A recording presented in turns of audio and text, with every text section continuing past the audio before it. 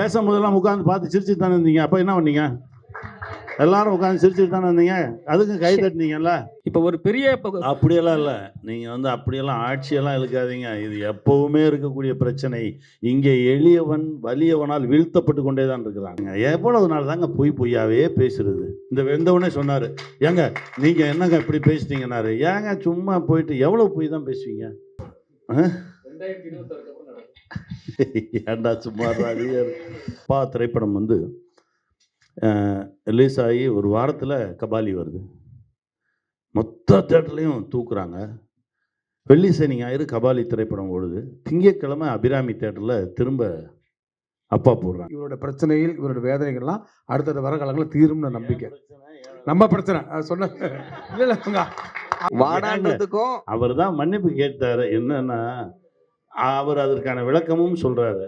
ஏன்னா அவர் ஒரு மாதிரியான ஒரு எமோஷனலான ஒரு எக்ஸென்ட்ரிக்கான கேட்டு. என்னையவே பார்த்தாலே ஒரு கெட்ட வார்த்தை சொல்லி அதுக்கப்புறம் வாடா சொல்லி அதுக்கப்புறம் சொல்லி என் முதுகில் 2 அடி அடிப்பான். அவன் வேற ஒரு எக்ஸ்ட்ரீம். அவன் அன்பின் உச்சத்தில் ஒரு சில விஷயங்கள் வெளிப்படுத்துகிறான். அதை வந்து நான் அப்படி தான் பார்த்தனே தவிர மிஸ்கினே நான் எந்த இடத்துலையும் தவறாகவே பார்க்கல. இல்லை கனியண்ணன் சொன்ன கனியண்ணன் தான். இல்லை நீங்கள் சொன்னீங்க ஓப்பனிங்லாம் நல்லா இருக்கு, ஆனால் எடுத்துகிட்டு போய் லேண்ட் பண்ணுறது ரொம்ப கஷ்டம் அப்படின்னு சொல்கிறீங்க. இன்ன வரைக்கும் இந்த கஷ்டத்தை நீங்கள் மட்டும் இல்லை, தமிழ் சினிமாவில் சின்ன படங்கள் எல்லாமே பண்ணிட்டு இருக்காங்க. சங்கங்கள் நிறைய இருக்கு. இதுக்கான தீர்வை ஏன் கொண்டு வர முடியலன்னு யோசிக்க மாட்டீங்க யாருமே? யாருமேனா அதாவது நடிகர்கள் எல்லாருமே படம் எடுக்கிறது மட்டும் ஓகே, லேண்ட் இல்லை. இது எதுவுமே நடிக்கிறவங்க கையிலையோ எடுக்கிறவங்க கையிலையோ கிடையாது. இந்த தீர்வு, இதுக்கான தீர்வு இங்கே இல்லை. இது வேற ஒரு இடத்துல இருக்குது. அதை நோக்கி தான் நகர்ந்துட்டு இருக்கோம். அதுக்கு ஒரு சில சமரசங்கள்லாம் செய்யணும். அது நடக்கும் ரொம்ப சீக்கிரமாக. அது எல்லாத்துக்குமே சின்ன படங்களுக்கு ஒரு நல்ல ஒரு வீடியோ காலம் வரும் நம்புகிறோம். ஏன்னா தேட்டரில் வந்து இந்த மாதிரியான இது நடந்துட்டு இருக்கு. ஏன்னா தேட்டரில் நிறைய நல்ல படைப்புகள் வந்து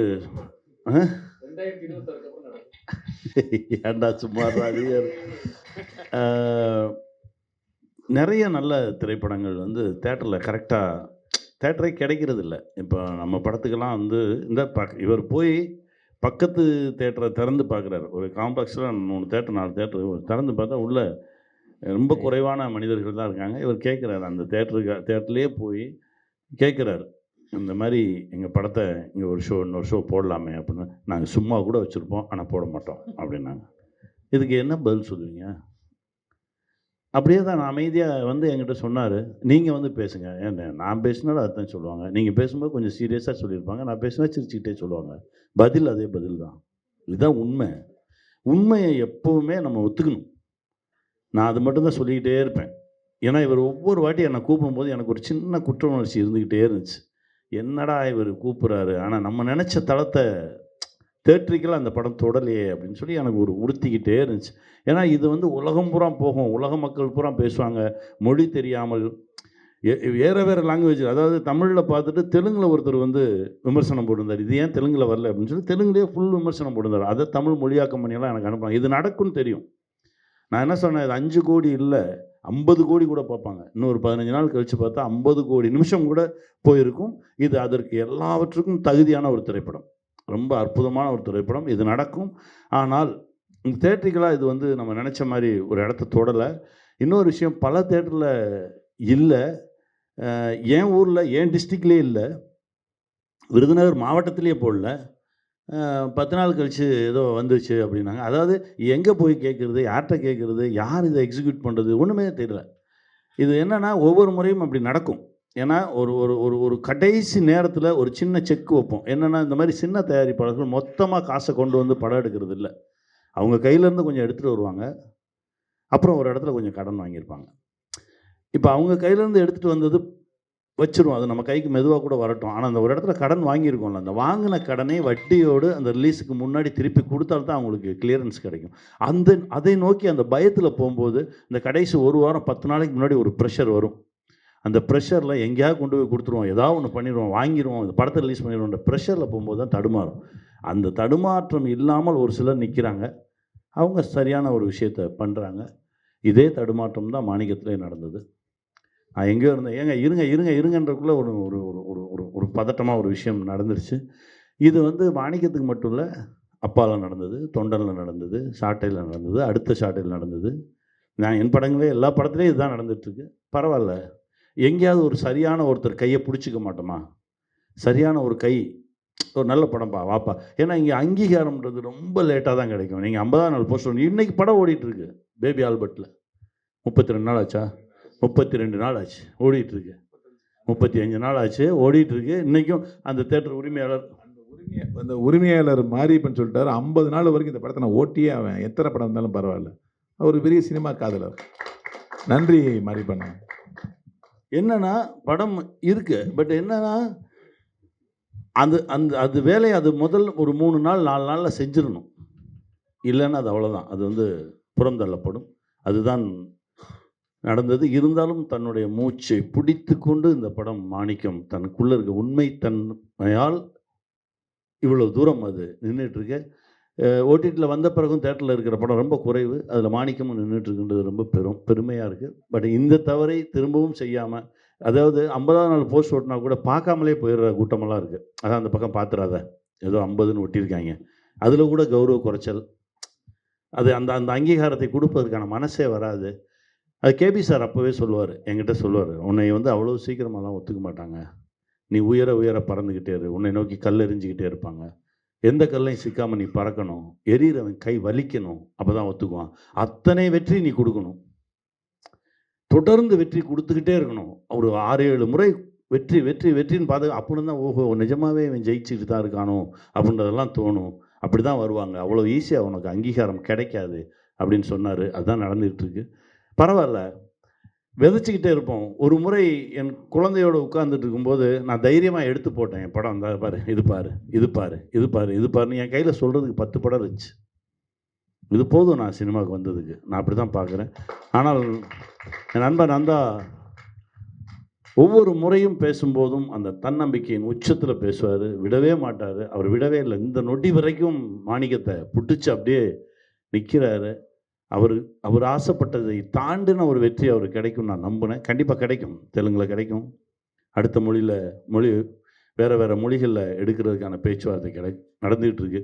அங்கேயாவது ஒரு நியாயமான சக்தி இருந்து இந்த படத்தை ரொம்ப நியாயமாக எடுத்துகிட்டு போய் அங்கே ஒரு மாணிக்கம் கிடைக்க மாட்டாரா, அங்கே ஒரு மாணிக்கம் இருக்க மாட்டாரான்ற ஒரு ஏக்கத்தில் தான் அந்த பயணம் ஆரம்பிச்சிருக்கு. அது நடக்கும்னு நம்புகிறோம். சார் சார் சார் சந்திரகனி சார், அண்ணே அண்ணே, வாங்கண்ணே. இது ரிலீஸ் வந்து யாரோ ஒரு ஆள்கிட்ட சிக்கிட்டு இருக்குன்னு நினைக்கிறீங்களா? ஒரு ஆள்கிட்ட சிக்கலைண்ணே, அது ஒரு பெரிய கூட்டமாகவே இருக்குது. ஒரு ஆள்கிட்டலாம் சிக்கலை, அது ஒரு பெரிய கூட்டமாக இருக்குது. நமக்கு தெரிய மாட்டேங்குது. என்னென்னா நம்ம வியாபாரி இல்லைல்ல, அது வேறு ஒரு உலகமாக இருக்குது. இது நம்ம நான் வந்து என்னென்னா இந்த இவர் கூட நிறையா பேசுவார், இந்த இங்கே பார்த்தேன், அவரை பார்த்தேன், இவரை பார்த்தேன், எனக்கு யாரையுமே எனக்கு தெரியாது. நம்ம வேலை பார்க்க தெரியும், எடுக்கிறது. அதனால தான் படம் எடுக்கிறதே நிறுத்தணும். ஏன்னா நல்லா எடுக்கிறோம், நல்லா உழைக்கிறோம், உழைச்சிட்டு கடைசி எங்கேயோ தூக்கி கொடுத்துட்டு அது நம்ம கையிலே இல்லை, அது நம்ம கண்ட்ரோல்லே இல்லை. ரிலீஸுக்கு முந்தின நாள் வரைக்கும் ஒரு படம் தயாரிப்பாளர் கண்ட்ரோல்லே, இயக்குனர் கண்ட்ரோலில் இருக்கும். ரிலீஸ் அந்த காலையில் அந்த படம் ஏரில் வந்துருச்சுன்னா அதுக்கப்புறம் நம்ம கையிலே கிடையாது. அது அங்கே இருக்கக்கூடிய மனிதர்களுக்குமே நம்ம மீது ஒரு நம்பிக்கை வரணும், நம்மளை அவங்க நேசிக்கணும், அவங்க கைப்பிடிச்சி தூக்கணும். எப்போவுமே வியாபாரத்தில் மொத்தமாக அது வேறு உலகமாக இருக்குது. அதை நோக்கி தான் இப்போ பார்த்துட்ருக்கோம். அதில் ஒரு நல்ல ஒரு ஆத்மா, நம்மளை நேசிக்கிற ஒரு ஆத்மா, சினிமாவை நேசிக்கிற ஒரு ஆத்மா கிடைக்காதான்னு பார்த்துட்ருக்கோம் சார். மக்களே ஒரு சின்ன படங்கள்லாம் ஓடிடியில் பார்க்கலான்னு ஒரு அதெல்லாம் இல்லை, வந்திருக்கா சார்? அதெல்லாம் இல்லை. மக்கள் சந்தோஷமாக பார்ப்பாங்க. நல்ல படைப்பு கிடைச்சா அவங்க ஓடிடி தியேட்டர் அப்படின்லாம் யோசிக்கவே மாட்டாங்க. மக்கள் கொண்டாடுவதற்கு தயாராக இருக்காங்க. அவங்க போய் நிற்கும்போது தேட்டரில் படம் இருக்கணும்ல. ஒன்றும் இல்லை, அப்பா திரைப்படம் வந்து ரிலீஸ் ஆகி ஒரு வாரத்தில் கபாலி வருது, மொத்த தேட்டர்லையும் தூக்குறாங்க. வெள்ளி சனி ஞாயிறு கபாலி திரைப்படம் ஓடுது, திங்கட்கிழமை அபிராமி தேட்டரில் திரும்ப அப்பா போடுறாங்க. நான் உடனே ஃபோன் பண்ணி என்கிட்ட நிகில் சொன்னார், நீங்கள் ராமநாதன் சார்கிட்ட பேசுங்க அப்படின்னாங்க. நான் உடனே ஃபோன் பண்ணி, ஐயா ரொம்ப நன்றி அப்படின்னு. எதுக்கு சொல்கிற, என் கவுண்டரில் வந்து எனக்கு அப்பா டிக்கெட் கொடுன்னு கேட்குறாங்க, எனக்கு குற்ற உணர்ச்சியாக இருந்துச்சு, அதனால் நான் படத்தை போட்டேன். திரும்ப அப்படியே ஆரம்பிச்சது. இது படம் செய்யும், படம் தன்னுடைய வீரியத்தை அது காட்டும். அதுதான் நடந்துகிட்ருக்கு. அந்த வீரியம் தான் இன்றைக்கி பேபி ஆல்பர்ட்டில் யாருமே போய் நாங்கள் கேட்கல, சார் எங்கள் படத்தை போகணும். அது நடக்குது. சினிமாவை நேசிக்கிறவங்க ஒரு நல்ல படைப்பு நம்ம தேட்டரில் இருக்கட்டும். ஏன்னா எங்கெங்கேயோ தேடி பார்த்துட்டு பார்க்காதவங்க வந்து பார்க்கட்டுமே அப்படின்னு சொல்லி அவங்க வச்சுருக்காங்க. உண்மையிலே அவங்களுக்கெல்லாம் வந்து 2 கரம் கூப்பி வணங்குறோம். எங்களுடைய டீம். அண்ணா தொடர்ச்சியாக வந்து எல்லாம் சொல்கிறாங்க, ஏதாவது ஒரு பிரச்சனை டேரக்டர் யூனியன் போகணுன்றாங்க, டேரக்டர் யூனியன் போனால் ப்ரொடியூசர் கவுன்சில் போகணுன்றாங்க, ப்ரொடியூசர் கவுன்சில் போனால் தேட்டர் யூனியன் போகணும்னு சொல்கிறாங்க. ஆனால் எங்கேயுமே யாருக்குமே தீர்வு கிடைக்க மாட்டேங்குது. அது ஏதாவது சொல்யூஷன் கிடைக்குமா? ஏன்னா அண்ணன் இப்போ வந்து சவுந்தர் சொன்னார் 2026 தான் சொல்யூஷன் கிடைக்குன்னாரு. இல்லை அது நான் உங்ககிட்டே கேட்குறேன், நீங்களே சொல்லுங்கள். ஒருவேளை ஆட்சி மாற்றம் வந்தால் தான் இது நடக்குமா? உங்கள் கேள்விக்கு முன்னாடி இப்போ ஒரு சின்ன பதில் சொல்ல வேண்டியிருக்கு. ஏன்னா அண்ணன் நாங்கள்லாம் என்ன நினச்சிக்கோம், தெலுங்குல அந்த படம் இப்போ வந்து பண்ணிகிட்டு இருக்கோம், ஒர்க் பண்ணிகிட்டு இருக்கோம். கான்ஃபிடெண்ட்டாக அங்கே பல கோடிகள் சம்பாதிக்கும் நான் ஒரு வேலை செஞ்சுட்ருக்கோம், நம்பிக்கை. ஏன்னா அங்கே எங்களுக்கு கிட்டத்தட்ட 220 தேட்டர் கிடச்சிருச்சு. அங்கே ஒரு சிஸ்டம் வச்சுருக்கிறாங்க. என்னென்னா பெரிய படம் வரப்போ சின்ன படங்கள் வராது, சின்ன படம் வரப்போ பெரிய படம் வச்சுருக்கிறாங்க. அந்த பிரச்சனை அங்கே வந்து கிடையாது, இங்கே இருக்க பிரச்சனை கிடையாது. தப்பான்னு 12 படம் 20 படம் சிஸ்டமேட்டிக்கே இல்லாமல் இருக்கிறத நம்ம சிண்டிகேட் பண்ணி சிஸ்டமேட்டிக் பண்ணி ஃபில்ட்ரு பண்ணால் இவரோட பிரச்சனைகள் இவரோட வேதனைகள்லாம் அடுத்தடுத்த வர காலங்களில் தீரும்னு நம்பிக்கை. நம்ம பிரச்சனை அது சொன்ன இல்லை உங்கள் அப்பான்னு சொன்னீங்களே, உங்கள் லைஃப்பில் தொடர்ந்து நடக்குது, அதுக்கு சொல்கிறேன். அப்பா சாட்டைன்னு சொன்னீங்களா, அதுக்காக சொல்கிறேன்.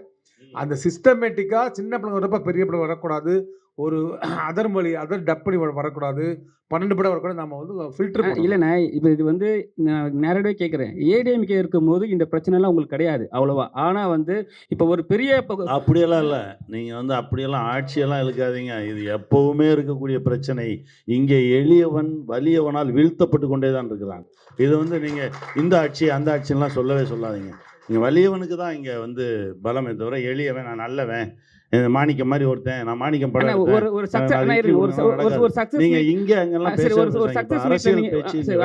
ஒரு சக்சஸ் மீட்ல வந்து நல்லா கேட்டாங்க. ஒரு சக்சஸ் மீட்ல வந்து ஒரு டிஸ்ட்ரிபியூட்டர்லாம் ஏறி எல்லாருக்குமே வந்து சொல்றாங்க இது நல்ல படம், வாழ்த்துக்கள். அவங்க படம் அந்த டிஸ்ட்ரிபியூட்டர் சொல்றாங்க இவ்வளோ வந்து கலெக்ட் பண்ணியிருக்குன்ட்டு. ஆனால் நீங்க சொன்னீங்க ஸ்டேஜில் எங்களுக்கு அது தெரியவே. நான் முலாம் பூசாம பேசணும்னு நினைச்சேங்க. எவ்வளவு நாள் தாங்க பொய்யாவே பேசுறது. இந்த வெந்தவனே சொன்னாரு, ஏங்க நீங்க என்னங்க இப்படி பேசிட்டீங்கன்னாரு. ஏங்க சும்மா போயிட்டு எவ்வளவு பொய் தான் பேசுவீங்க? பேர் கிடைத்தது, பெருமை கிடைத்தது, இதை விட பெருமை யாருக்குமே கிடைக்காது. ஒரு பெரிய படம், ஒரு சூப்பர் ஸ்டார் நடிக்க வேண்டிய பெரிய படத்துக்கு எவ்வளவு பவர்ஃபுல்லான பேக்கிங் ஓடிடியில் கிடைச்சதோ அவ்வளவு கிடைச்சிருக்கு. அவ்வளவு சந்தோஷம்தான். ஆனால் இது என்ன செஞ்சிச்சு, இது எங்கே போச்சு, எங்கே மாட்டுச்சு இப்படின்னு ஒரு கேள்வி இருக்குல்ல. அது வந்து வேறு வழியே இல்லை, இது மாட்ட தான் செய்யும். நான் தான் சொன்னேன், இவர் கூப்பிடும் போதெல்லாம் ஏங்க போங்கன்னு சொல்லி வேறு வழி இல்லாமல் இவருடைய அன்புக்கு கட்டுப்பட்டு தான் வந்து நிற்கிறேன். நான் அவனுக்கு தெரியும்.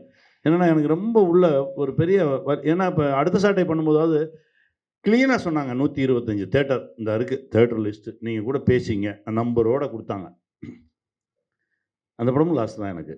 பட் பரவாயில்ல, அந்த தேட்டர் நம்பரோடு இருந்துச்சு. நான் பேசினேன், என் காலைல வந்துச்சானே படம், மழைண்ணே பயங்கர மழை, இந்த நம்ம ஏரியாவிலே பெரிய மழை, நம்ம தஞ்சாவூர் டிஸ்ட்ரிக்ட்லலாம் பெரிய மழைண்ணே, ஒன்றும் பண்ண முடியல, ஃபர்ஸ்ட் டே யாருமே வரல, பரவாயில்லண்ணே அப்படின்னாவது இருந்துச்சுல.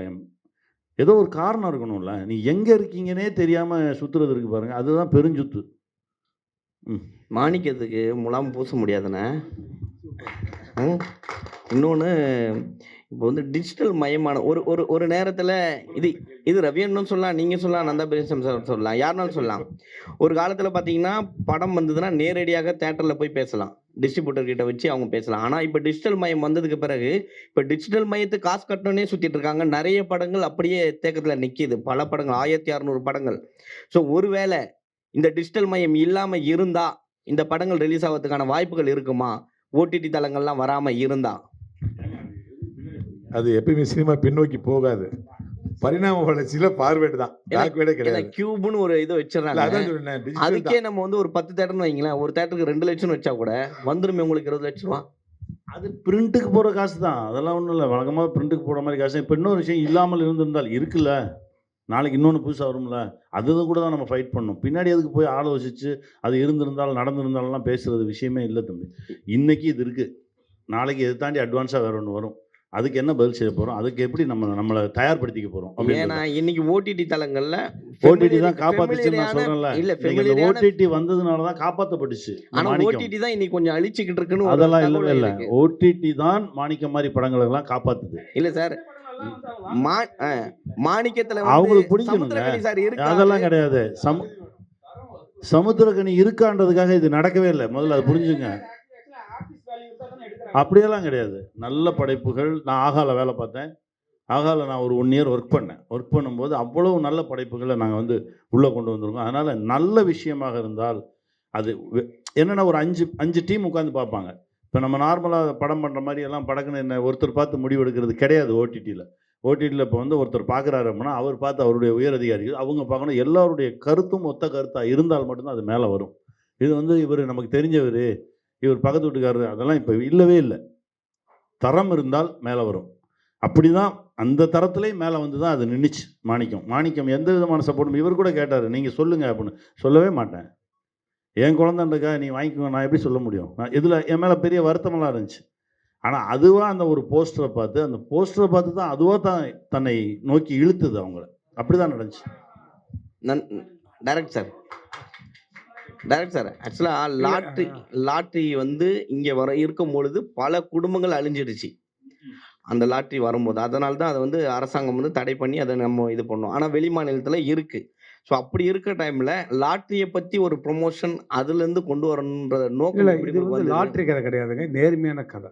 லாட்ரி வந்து டூல் தான், அது பேக் ட்ராப் தான், அது வந்து டூல் தான். இது நேர்மையான கதை, நேர்மையோட கதை இது.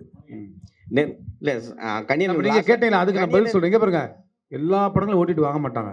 நம்ம நண்பர் ஆர்யா சொன்னார், டார்லிங் தயவு செய்து ஓட்டிட்டில் கேட்டாங்கன்னா எதுவுமே யோசிக்காமல் விற்றுருங்க, உடனே கொடுத்துருங்க அப்படின்னாரு. தேட்டரில் கூட நம்ம வந்து தெரிஞ்சவங்க அவங்க தேட்டருக்காரங்க 10 பேர் தேட்டரில் கூட நம்ம படத்தை போடலாம். ஆனால் ஓடிடியில் முழு தகுதி 100% தகுதியான மட்டும்தான் அந்த படத்தை வாங்குவாங்க. கண்ணினா உங்ககிட்ட யூடியூப்ல ஒருத்தர் வந்து உங்க நண்பரை பேசினார்ன்றதுக்கே டென்ஷன் ஆகி நீங்க அறிக்கை விட்டீங்க. ஆமா, அமீர் அண்ணனை விட்டீங்க. இல்லை பேசினாருன்றதுக்காகலாம் டென்ஷனாக விடலை. ஒரு விஷயம் சொல்லட்டுமா? இப்போ என் தம்பி தான் எனக்கு மெசேஜ் பண்ணியிருக்கான். என் ஃபோனில் இருக்குது. கங்குவா ரிலீஸ்க்கு முன்னாடி என்ன மெசேஜ், கங்குவா ட்ரெய்லர், இது ஞானவேல் எனக்கு அனுப்பிச்சிருக்காரு. அது வேற. இவர் அவரை பற்றி குறையா பேசிட்டாரு, அவர் இவரை பற்றி கூட பேசிட்டாருன்றதெல்லாம் என்னுடைய இதுவே கிடையாது. நான் இருந்தேன், எனக்கு தெரிஞ்சதை நான் சொன்னேன், அவ்வளோதான். இதில் ஒன்றுமே இல்லை. இப்போ அதே தான் கேட்குறேன். எதுக்கு இப்போ தான் இதே மாணிக்கத்துக்கு முன்னாடி திரு போடணும் அப்படின்னு சொல்லியிருக்காங்க. ஆனால் திரு போட்டு இங்கே நம்ம உலகமே கூப்பிடுற இளையராஜா வந்து இதே பொது மேடையில் வந்து ஒருத்தர் வந்து அதான் எல்லாருக்காலையும் விழுந்து மன்னிப்பு கேட்டார்ல. இல்லை, அது கூட கேட்கறது வாடான்றதுக்கும் அவர் தான் மன்னிப்பு கேட்டாரு. என்னன்னா அவர் அதற்கான விளக்கமும் சொல்றாரு. ஏன்னா அவர் ஒரு மாதிரியான ஒரு எமோஷனலான ஒரு எக்ஸென்ட்ரிக்கான கேட்டு என்னையவே பார்த்தாலே ஒரு கெட்ட வார்த்தை சொல்லி அதுக்கப்புறம் வாடா சொல்லி அதுக்கப்புறம் சொல்லி என் முதுகில் 2 அடி அடிப்பான். அவன் வேற ஒரு எக்ஸ்ட்ரீம். அவன் அன்பின் உச்சத்தில் ஒரு சில விஷயங்கள் வெளிப்படுத்துறான். அதை வந்து நான் அப்படி தான் பார்த்தனே தவிர மிஸ்கினை நான் எந்த இடத்துலையும் தவறாகவே பார்க்கல. பேசிட்டு வெளியே வரும்போது வெற்றிமாறன் சாரை இரவு மீட் பண்ணுறேன். வெற்றிமாறன் சார் வந்துட்டு வெற்றிமாறன் சார் உட்காந்து ஃபோனில் அவர்கிட்ட பேசினா என்ன பேசினான்னு எனக்கு தான் தெரியும். அப்படியே கான்கால் போட்டு அமீர் சார் என்ன பேசினான்னு எனக்கு தான் தெரியும். அதுக்கப்புறம் தான் இதெல்லாம் என்ன நடந்துச்சுன்னு. என்னன்னா ஒரு மனிதன் தன்னுடைய அன்பின் வெளிப்பாடு அது உச்சம். அது என்ன வேணால் நடக்கும். இப்போ நம்ம ஊர் பக்கம் போனீங்கன்னா ஒரு கெட்ட வார்த்தை தான் ரொம்ப அன்பான சொல்லு. அதை நீங்கள் எல்லா இடத்துலையும் சொல்ல முடியாதுல்ல. ஆனால் நாங்கள் 4 பேர் பேசும்போது சொல்லிக்குவோம். 4 பேர் பேசும்போது அது அவன் இன்னும் கொஞ்சம் மேலே இருக்கான். அவன் அன்பு இன்னும் கொஞ்சம் அதிகமாக இருக்குன்னு நினச்சிங்க. அவன் அன்பு இன்னும் கொஞ்சம் அதிகமாக பத்திரிகையாளர்கள் பொம்பளை பசங்க சரிங்க. ஏன் நம்ம யாருக்குமே தெரியாதா? அந்த மாதிரி வார்த்தையை நம்ம பயன்படுத்த மாட்டோமா? அவன் கொஞ்சம் எக்ஸென்ட்ரிக்காக பேசினான்னு வச்சுங்க. ஏங்க மூளை கொஞ்சம் அதிகமாக இருக்குன்னு பேசினா என்னங்க செய்வீங்க? நீங்க ஒரு வெளிப்பாடு வந்து செய்தது தவறுனே ஒத்துக்க மாட்டீங்க. நான் ஒத்துக்க மாட்டேங்க. அப்போ பொது மேடையில வந்து அவன் திரும்ப வந்து எல்லாரும் தப்புன்னு கெட்ட வார்த்தையில பேசலாம். எல்லாரும் தப்புன்னு சொன்னதுக்கு அவர் மன்னிப்பு கேட்டாரு. இதுக்கு மேல என்ன செய்யணும்? உங்க 2 கரம் கூப்பி உங்க காலில் விழுந்து. ஏன்னா அவரை பத்தி புரிந்தவர்களுக்கு தெரியும் அவர் யாருன்னு. புரியாதவர்களுக்கு தான் அந்த மன்னிப்பு. சரியா வச்சுக்கோங்க அந்த மன்னிப்பை. எங்கள் அண்ணனுக்காக நானும் கூட உங்கள் காலை தொட்டு கூட மன்னிப்பு கேட்டுக்கிறேன். ஓகேவா? மன்னிச்சிருங்க, விட்டுருங்க.